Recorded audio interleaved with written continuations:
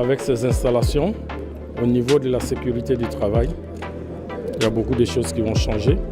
Nous allons travailler dans les meilleures conditions. On aura moins de traumatismes, surtout pour les acteurs, ceux qui travaillent sur la chaîne. On aura moins d'incidents. On aura surtout l'amélioration de la qualité de la viande qui va sortir au niveau de cet abattoir. Et le point final, c'est la protection du consommateur. Donc nous allons mieux protéger le consommateur en lui proposant des viandes de très bonne qualité.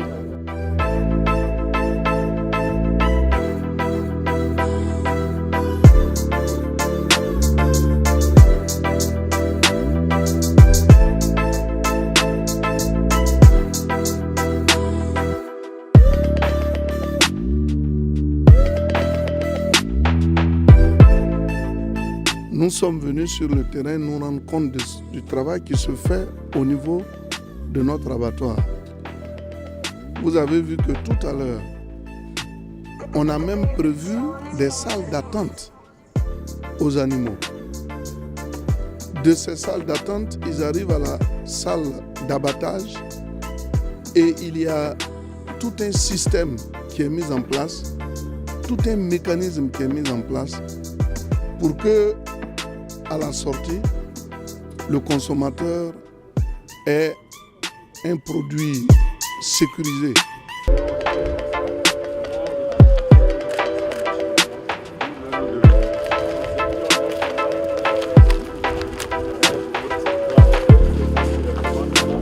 Personne ne doit attraper un animal pour dire attrape la patte, attrape le cul, ça c'est faux. On va couper les pattes. La tête va être ici. À ce poste, on va préparer l'animal pour l'habillage. C'est-à-dire on va enlever la peau. La bête, ça c'est fait pour ne pas que ça bascule. Ça le bloque. Donc l'opérateur il monte, il descend automatiquement en fonction de la position de la bête. Donc il commence à envoyer cet appareil.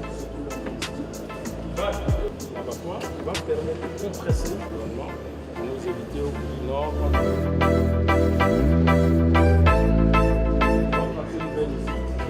Là, belle pleine, on enlève, on quitte l'autre côté. On mettrait un toit, on a déjà fait la charpente. Au départ, si on a décidé que ça soit cette la d'abord. Derrière là-bas, ça c'est le bureau de tous ceux qui vont travailler sur la chaîne. C'est la hache, la machette, ça serait fini. On va prendre le relevé, mais il a tout juste à maintenir la scie droite, c'est électrique, oui, la scie va prendre juste là, en bas, sans problème. Une fois qu'il décide que la carcasse est bonne, soit il la laisse passer. S'il a des bouts qu'il pense qu'il faut que le vétérinaire inspecteur lui-même ne gêne pas, il peut le tourner ici, le mettre dans ce petit couloir, dans ce petit rack qui bloque la carcasse ici. Nous avons engagé la rénovation de l'abattoir depuis 2013-2014. Le ministre Adjoumani et son équipe ont toujours été à nos côtés. Je voudrais saisir l'opportunité pour les remercier et pour les en féliciter. D'ailleurs, nous sommes très fiers de ces collaborateurs qui mettent à notre disposition. Ils font un travail remarquable.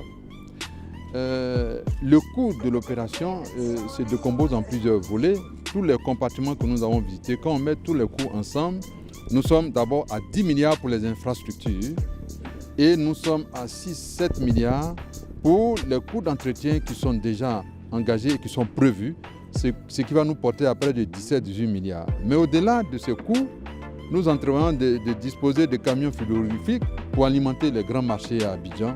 Nous en allons en acheter 4 de grande capacité qui vont permettre la distribution dans des conditions hygiéniques extrêmes de la production à partir de l'abattoir. Des animaux venant des pays limitrophes, Mali, Burkina et même du Niger et du Tchad souvent, pour nous approvisionner puisque nous ne sommes pas autonomes, pour ne pas dire autosuffisants en matière de protéines animales. Donc le rôle des vétérinaires, c'est d'assurer d'abord l'inspection sanitaire des animaux qui arrivent sur pied. Tout animal qui arrive sur pied est inspecté par des agents vétérinaires pour voir si cet animal n'est pas malade, si cet animal n'est pas fatigué, c'est dans quelles conditions cet animal arrive. Après ça, nous continuons, comme c'est un marché, à faire des inspections quotidiennes. Tous les jours, nous sommes sur les 2 marchés, que ce soit le marché des bovins ou le marché des petits ruminants. Après ça, nous avons aussi l'inspection sur la chaîne d'abattage. Toutefois qu'un animal doit aller sur la chaîne, cet animal est encore réinspecté s'il avait été déjà inspecté à son arrivage. Et après l'abattage, cet animal et ses abats sont aussi inspectés. Tout cela pour ne pas que des animaux ou des carcasses qui ne sont pas propres à la consommation puissent être mis à la disposition du consommateur. Nous, en tant que ministère des Ressources animales et halieutiques, nous sommes l'autorité compétente. Et c'est nous qui assurons le travail technique qui se fait sur le terrain. Le gouverneur assure les finances, les réhabilitations et autres. Aujourd'hui, notre abattoir rivalise avec des abattoirs du monde entier.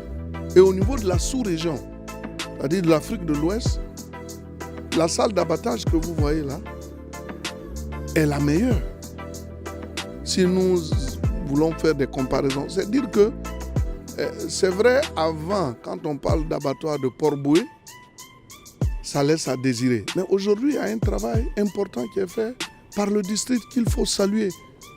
Ce sont plus de 17 à 18 milliards d'investissements qui vont être faits.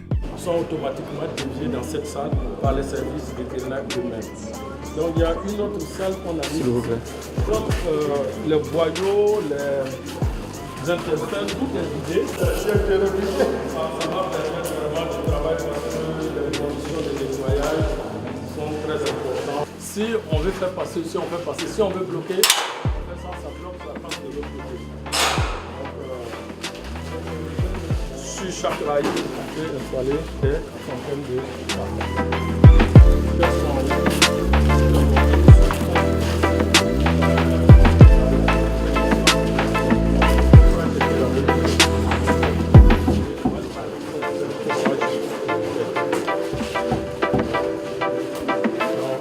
chaque crochet peut prendre 2 demi-carcasses, c'est-à-dire un bœuf, une fois pendu, ça va nous permettre de vraiment récupérer un certain nombre de soucis. Non seulement de conserver les animaux dans les meilleures conditions, en faisant baisser la température entre 5 et 7 degrés, on bloque la multiplication de toutes ces bactéries. S'il y a eu des contaminations ou autres, et il y a le système de ressuyage aussi, parce que quand on abat l'animal, il y a des gens directement mettre dans le camion produit. Maintenant, ça c'est pour toutes les viandes qui vont partir à l'extérieur dans les différentes communes. Maintenant, pour les viandes qui vont rester sur le marché de Port-Boué.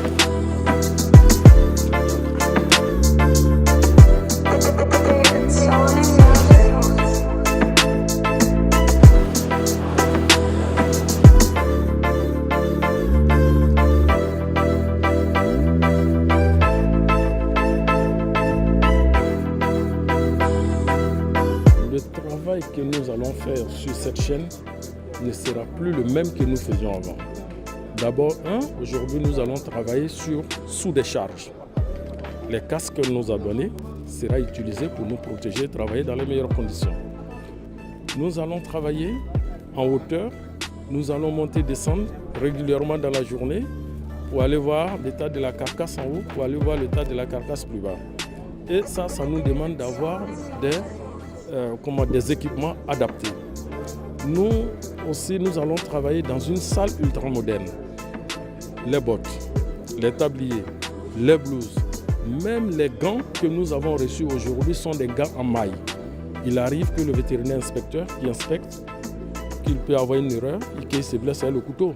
Avec les gants en maille qui sont en inox, le couteau qui passe sous la main, il sera mieux protégé. Ça veut dire que tout le long de la chaîne, nous avons du matériel aujourd'hui qui nous permet non seulement d'améliorer la qualité du travail, mais d'améliorer surtout la qualité de la viande qui va sortir de là. Tous les éléments que vous avez vus, qui ont été achetés et installés, répondent aux normes internationales. Vous savez que dans le cadre de l'OAV et de l'OIE, Office international des épices aussi, le contrôle est efficace. C'est pour cela, d'ailleurs, vous avez vu que tout est prévu.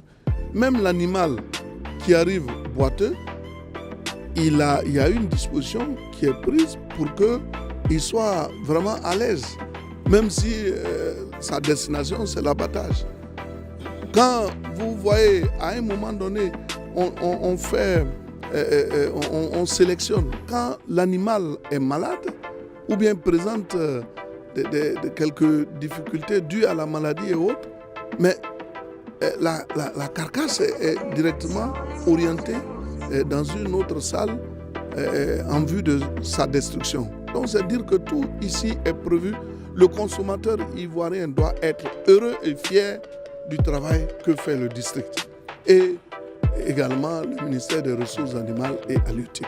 L'État de Côte d'Ivoire a pris des dispositions puisque nous entrevoyons de construire un abattage ultra moderne au niveau d'Anyama.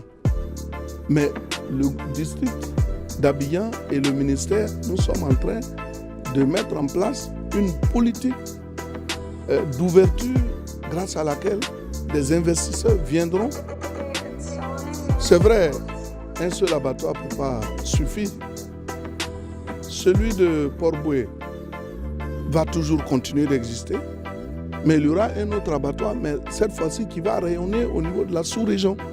Parce que quand vous prenez le Nigeria où il y a des centaines de millions d'habitants, aujourd'hui, si nous avons un abattoir avec des élevages appropriés, mais ils viendront s'approvisionner en protéines animales au niveau de la Côte d'Ivoire, pourquoi pas. Donc c'est un abattoir ultramoderne qui va être construit, bien sûr avec l'appui du district d'Abidjan et du gouvernement. Nous allons inaugurer bientôt tous les dispositifs que vous venez de visiter. En principe, les délais de finition de tous ces travaux sont fixés à fin mars. Mais on ne pourra pas mettre le chantier en exploitation fin mars parce que nous devons assurer la formation technique de tous ceux qui vont travailler dans la chaîne d'abattage. Et le technicien, le spécialiste chargé de cette formation a donné un planning de travail qui va nous conduire vers le mois de 15-20 avril. Donc à partir du fin avril, si le ministre et nous mettons d'accord avec l'accord du gouvernement, nous allons offrir officiellement l'abattoir à toute la population d'Abidjan.